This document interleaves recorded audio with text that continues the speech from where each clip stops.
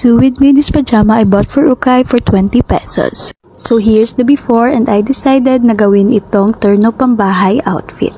And as always ay gumagamit lang ako ng shorts ko para hindi ko na kailangan gumawa pa ng pattern. And after ko ngang mag-cut ay kinlose ko lang both sides ng short tsaka tinahian dito ng waistband and hinem din yung bottom part.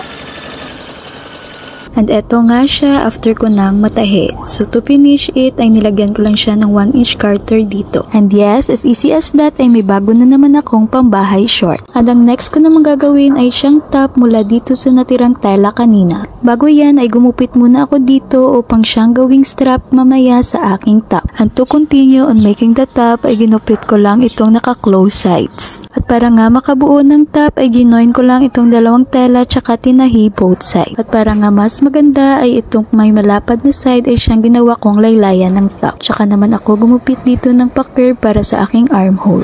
And syempre para maging malinis tingnan ay inem ko lang yung mga sides na to.